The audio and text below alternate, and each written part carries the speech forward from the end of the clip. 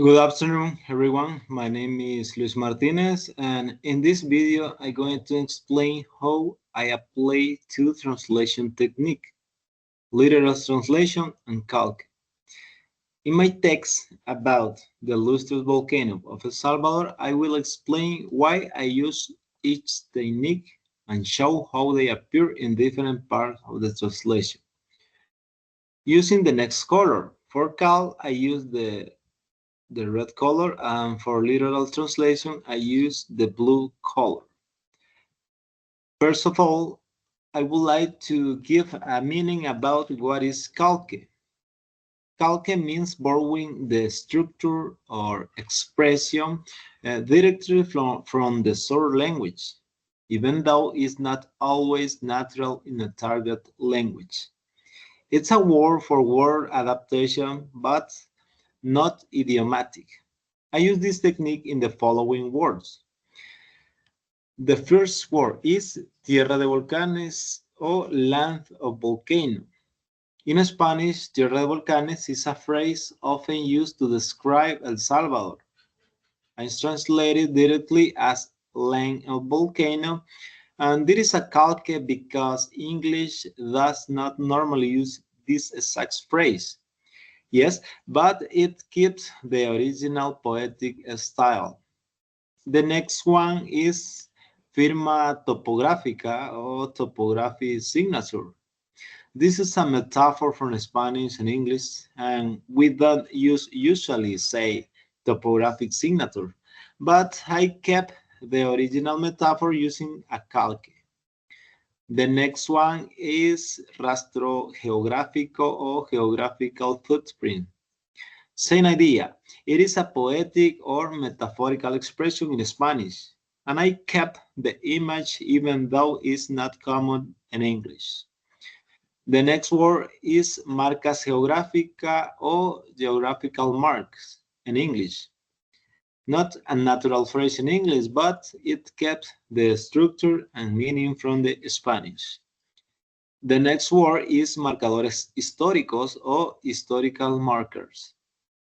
This expression is very common in both languages, but in this case, I choose to preserve the structure of the Spanish rather than adapt it.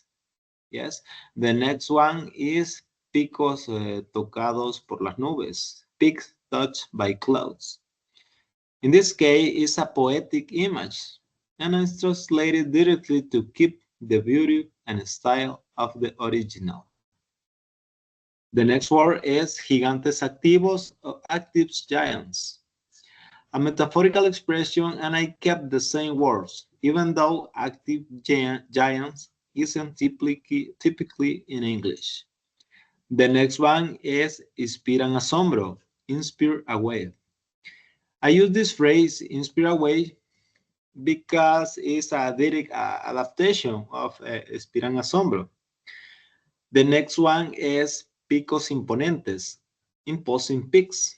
Afraid that translate the style on meaning directly keeping the same poetic tone.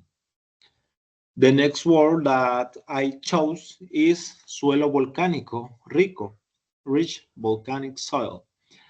I chose to keep the structure as in Spanish, even though it could have been adapted to nutrient rich soil, maybe.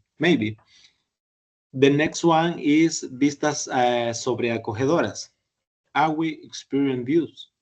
This phrase is close to the English use, but I kept the calque style to preserve the emotion and form of the original text. The next one is narradores de historia, storytellers. This is a metaphor, and I kept the idea in English even though it is not a literal object. The next one is gigantes majestuosos, majestic giants. Again, poetic language kept intact through Calque. And the last word is únicamente salvadoreña, uniquely Salvadorian. I translated directly to maintain the pride and cultural sense of this phrase. Well, now we are going to see literal translation. Yes, this technique is when we translate word by word, preserving the structure and meaning, and I use it in the following case. The first word is han esculpido la historia. In English, have sculpted history. I use literal translation because both English and Spanish share the same structure and metaphor here. The next one is civilizaciones enteras, or in English, enter civilization. Again, here both languages use this expression is a common phrase and doesn't need to be adapted. The next one is tierras fértiles or fertile lands. This is a very common and identical collocation in both languages. The next word is actividades volcánicas regulares. English, regular volcanic activities. The phrase structure is the same in both languages. It's direct and accurate. And finally, la interacción. In English, the interaction. This is a scientific or academic term that functions in the same both languages. In conclusion, colleagues, I use literal translation when the expression already exists in both languages, yes, and doesn't lose meaning. And I use calque when I want to preserve the original metaphor, poetic tone, or cultural expression from Spanish. Well, college, with this, I conclude my participation. Thank you for your attention. Good afternoon.